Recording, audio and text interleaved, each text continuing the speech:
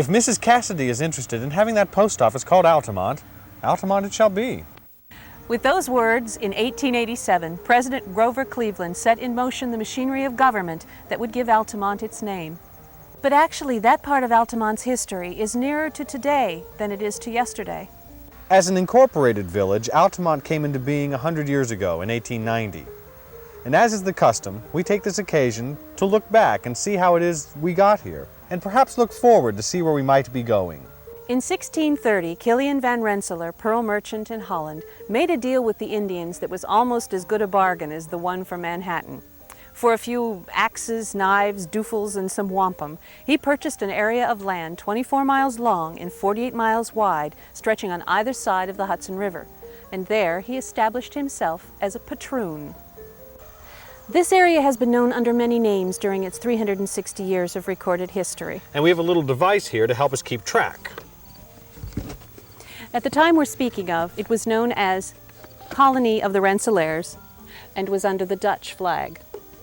Of course, as the winds of political fortune changed, so did the name. As a result of the wars in Europe in 1664, the English were able to win a stronger influence in America. Eager to consolidate their gains in the New World, they recognized the Dutch leaseholdings as the equivalent of an English baronial manor. Confirmed in his title, Van Rensselaer thus maintained control of the area around Albany, and it became the Manor of Rensselaerswyck. The patroon leased or rented his land to anyone who was willing to pay the price. A typical rent would be several bushels of wheat and rye, 4 fat fowls, and a day's labor by the man and his team of horses at the Van Rensselaer estate. However, whatever the rent, it seemed too high for some people to pay. In order to avoid paying anything to the patroon, several hundred Palatine Germans, refugees from the wars in Europe, walked the 4 long days from Albany to the Schoharie Valley in 1712. The directions they left behind to others in their group helped give a name to this area that has persisted in one form or another to this very day. The followers were told to head out of Albany toward the Hellebergh, or Bright Mountains, and continue along the base of this range until they head to the path up the hill and into the valley below. Until the time came that the area was populous enough to have a name of its own, it was simply referred to as Hellebergh. Because Schoharie was settled by a large number of families at virtually the same time, it became a significant center of commerce almost overnight. Usually an area such as this would be settled by families arriving 1 or 2 at a time over a period of many years.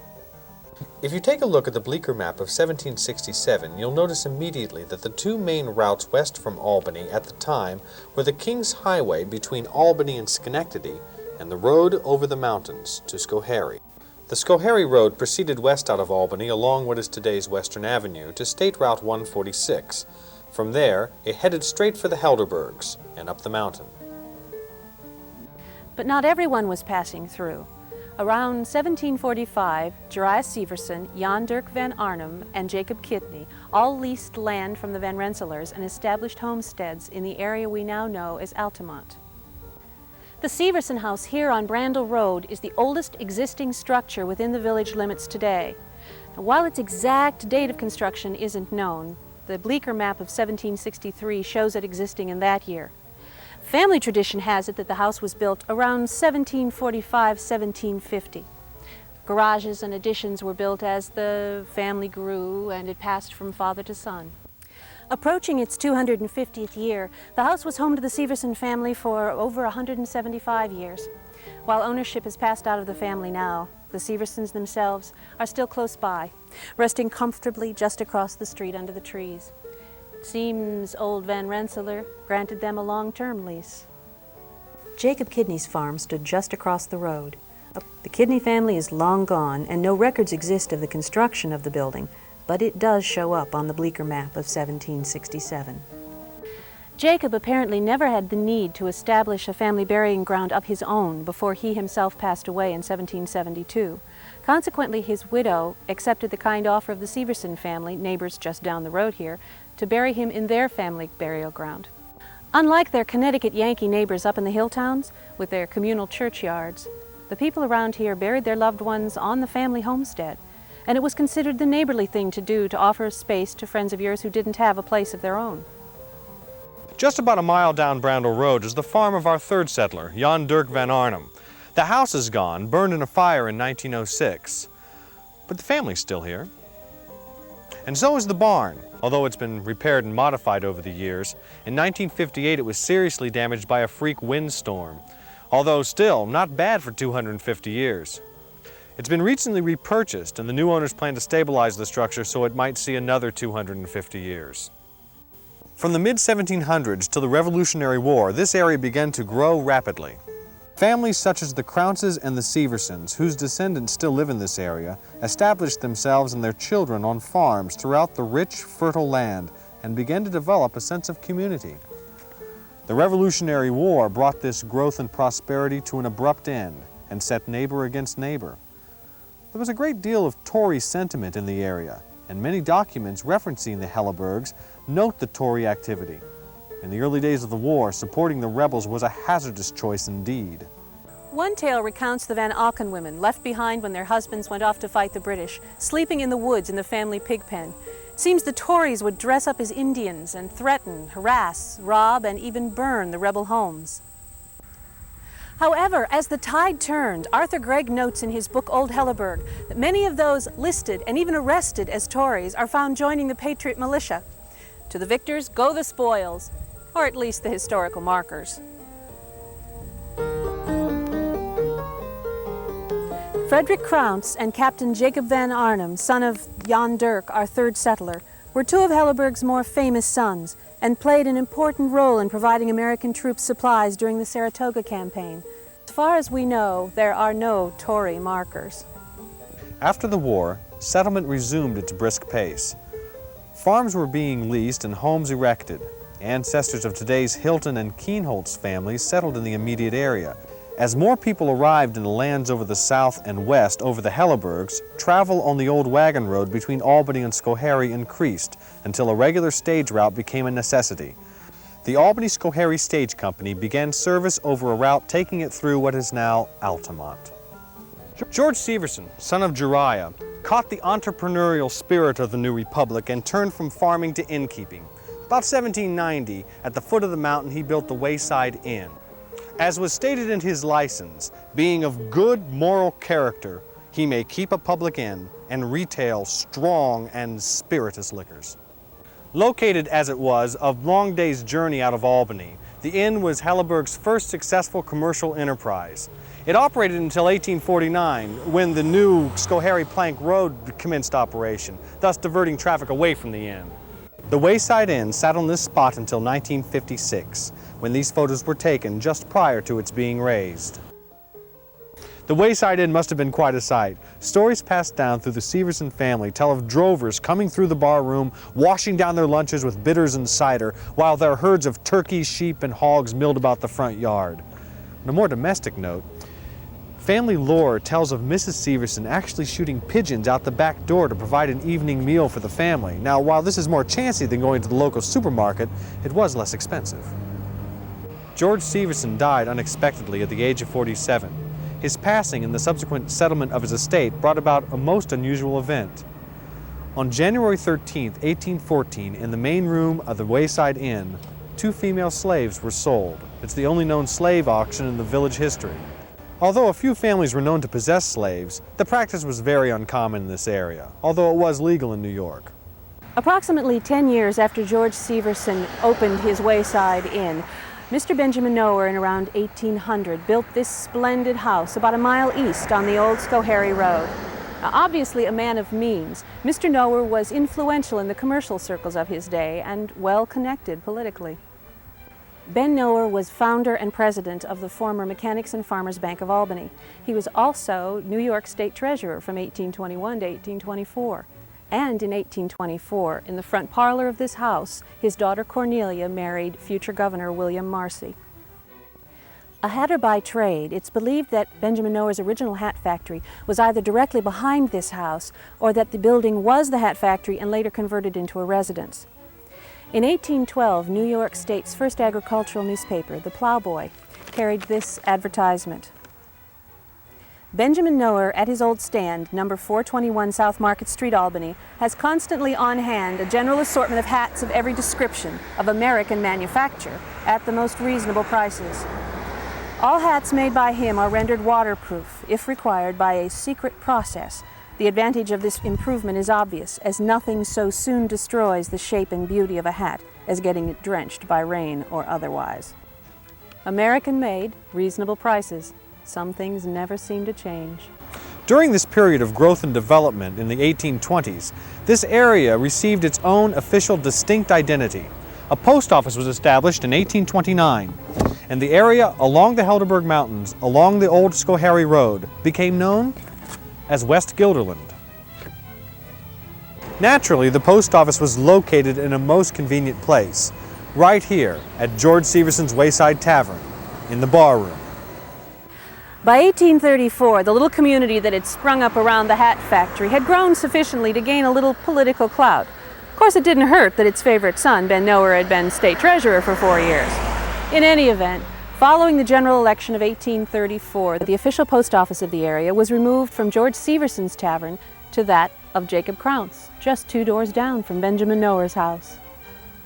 As the small community was beginning to establish itself, the death in 1839 of Stephen Van Rensselaer, patroon and landlord of the entire area for over 60 years, put forces into action that would gradually erode the power of leasehold over the people of Old Rensselaerswyck. By 1860, legislation prompted by the anti-rent wars and the efforts of the Calico Indians had effectively removed the binding constrictions of the lease. For the first time in 250 years, the land could be owned by the man who worked it. Along with the death of Stephen Van Rensselaer, 1839 saw the demise of Benjamin Knower, our politician cum hatmaker, because, and we quote now, his career was distinguished by enterprise and public spirit, and he passed through it with a reputation for integrity unsullied and business capacity unsurpassed. The citizens of West Guilderland petitioned the government to rename their community Knowersville, and on January 17, 1840, it was official. September 16, 1863 saw an event that would be a watershed in the development of Altamont as we know it. The first passenger train came through the village that day on these very tracks just across the street from the old Wayside Inn, just a mile west of the growing, lively village of Knowersville. Change came with amazing swiftness. Within 6 months of the railroads coming through, the post office was removed from the Crounce Inn and put into the train station here. The same train station sits right by the tracks here in Altamont, just a couple hundred feet of where it originally was placed in the spring of 1864. The name Knowersville naturally moved along with the post office. That same spring, Mr. David Becker and Mrs. Angelica Hilton bought an acre of land just across the street from the train station, where they built the first general store, that traditional center of commerce and gossip found in small towns across America. Well, 136 years and several owners later, business and local news are still part of the daily activities in Cindy's Country Kitchen in that same building. The railroad had a profound and immediate effect on the village. The old village by the hat factory was virtually abandoned in less than 3 years, and yet around the depot, the germination of a modern village was almost complete, with a school, a livery, several dozen dwellings, a large hotel, everything a small village would need. This growth was only the beginning, however. Over the next 40 years, we saw a pattern of development that changed Altamont from a stop along the way to Schoharie to a unique community nestled along the bright mountains, the Hellebergs. With that growth came more businesses, homes, and churches. Located here, midway between Guilderland Center and Knowersville for almost 100 years, St. James Lutheran Church elected to split into 2 congregations in 1871. Moving one east to serve Guilderland Center and the other west to serve the Knowersville that was springing up around the depot. 17 years later, in 1888, the Dutch Reformed Church at Osborne Corners followed that same example and became 2 congregations, one in Guilderland Center and one again in Altamont. The same year also saw the construction of the Roman Catholic chapel Lucy Cassidy had built to save her the long trip into Schenectady every Sunday.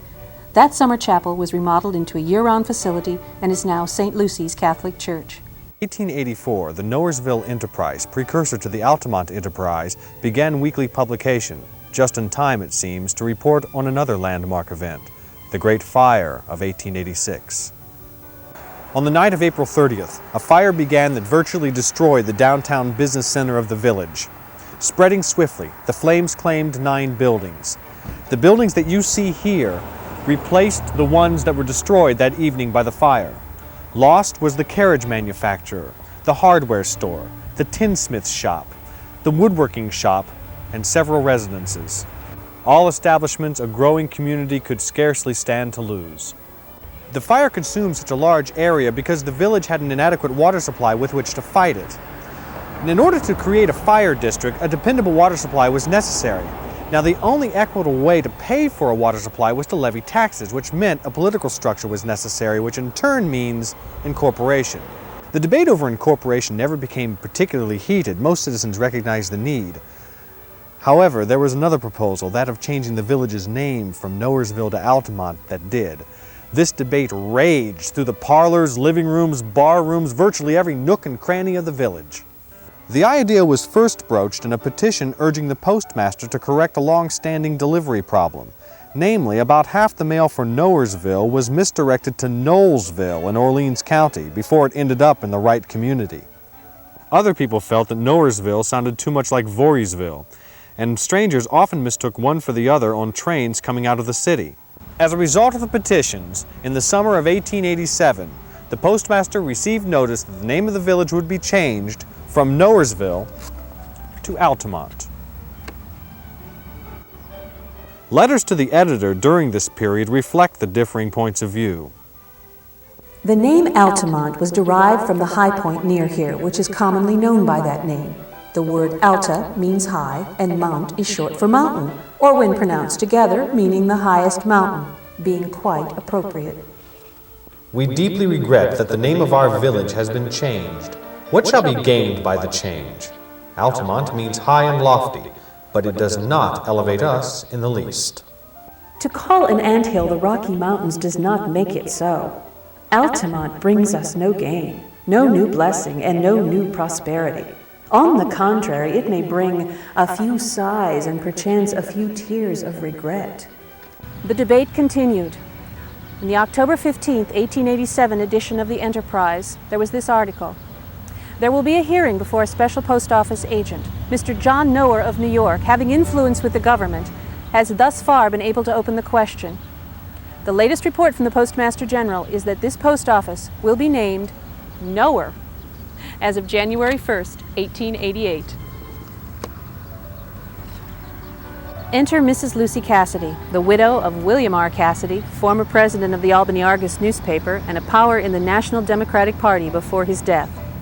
Now, Lucy Rochefort Cassidy was a woman of strong opinions, and she also favored the name Altamont. Quoting once again from Gregg's old Hellebergh, "Now Grover Cleveland was no stranger to Knowersville, nor to Mrs. Cassidy's estate on the mountain, the hospitality of which he frequently enjoyed while he was governor of the state. Her influence with him from political and personal reasons can well be understood." A woman of swift action as well as strong opinions, Lucy Cassidy sent an urgent message to President Cleveland, and he replied, "If Mrs. Cassidy is interested in having that post office named Altamont, Altamont it shall be." With only one dissenting vote among those eligible to participate, incorporation was finally accomplished in a meeting at the train depot, October 18, 1890. A few weeks later, local attorney Hiram Griggs was elected the first village president. Lucy Cassidy is an interesting figure for more than her role in naming the village. She was representative of many wealthy Albanians of the period who found the railroad made the beautiful mountains and cool summers of Altamont easily accessible. Building large summer homes such as this, the Prine House on the mountain overlooking the Knowersville of the 1880s and the Altamont of the 90s, they not only used local labor for the construction, but their demand for goods and services spurred a growth of merchants eager to serve them, and a town eager to welcome them. While time, economics, and fires have claimed a number of these spectacular homes, many still survive. Lucy Cassidy's house, still standing today, commands a magnificent view of the valley. An editorial written in the Enterprise upon the announcement of her intentions to build stated, "We learn that Mrs. Cassidy, a wealthy lady from Albany, has purchased land and next summer another fine manor will be built on the hill. There is plenty of room for many more such friends. Let Albanians build up the circumference, and all of us who are not so high-minded do our best to build up the center, and we will soon become a large and flourishing village.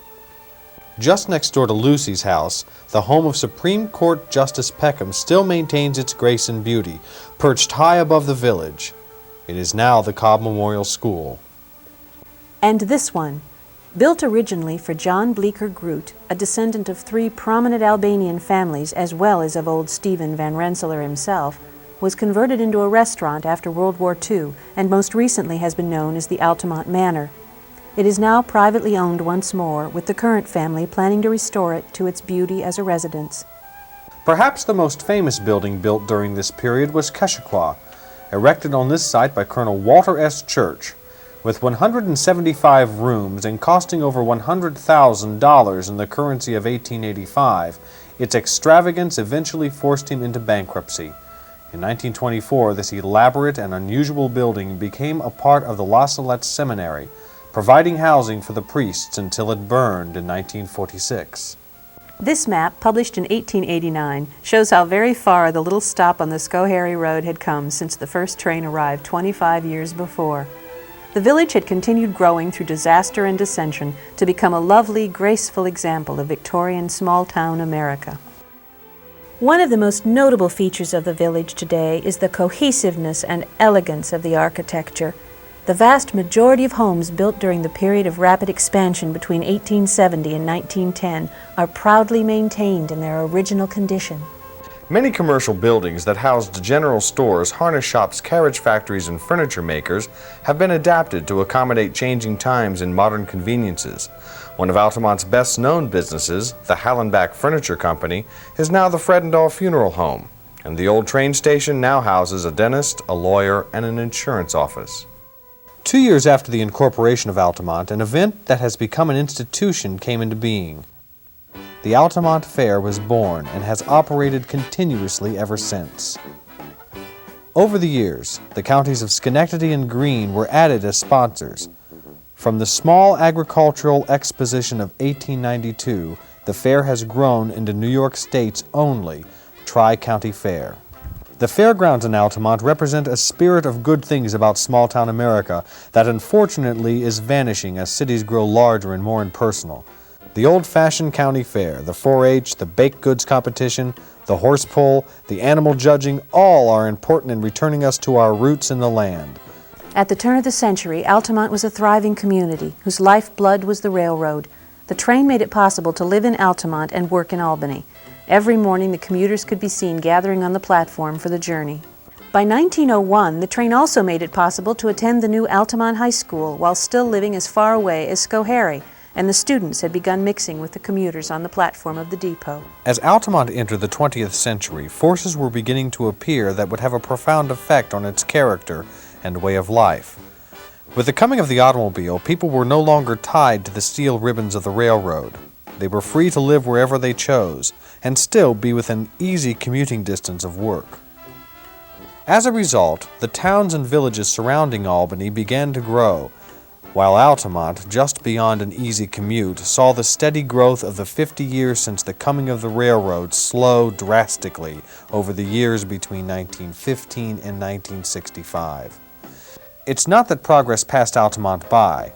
We certainly kept in step with the 20th century for vital services and modern conveniences, but rather, Altamont ceased to be a crossroads.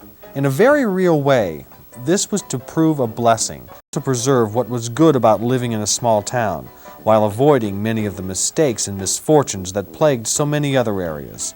The character and history of any village is shaped by its people, and seemingly commonplace events often redirect the course of a family's history for generations. Roger Keenholts, Altamont village historian, comes by his present position through a seemingly insignificant event in this area over 200 years ago. Roger? My great-great-great-great-grandfather was a Hessian soldier. The Battle of Saratoga in 1777, he was captured. He was brought down to Albany and then leased out, they used to call it, to one of the farmers on the hill towns who also was of German origin. So from that farm on the hill, he decided to try and get back to Germany. Somewhere between the hill towns and Albany, he stopped at one of the numerous taverns along the way and spied the barmaid, fell in love with her. Ultimately, he signed the oath of neutrality, he got married, and settled back on the mountains. I understand Altamont has been the stomping ground for some famous people, like Teddy Roosevelt. Well, Teddy was very well connected with a lot of the families who had summer homes out here.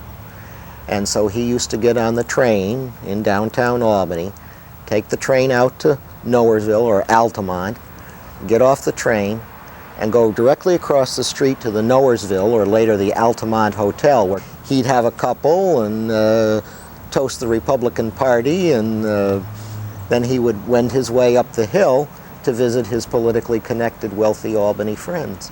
At the end of the last century, the Enterprise carried an article predicting where the village would be at the turn of the century.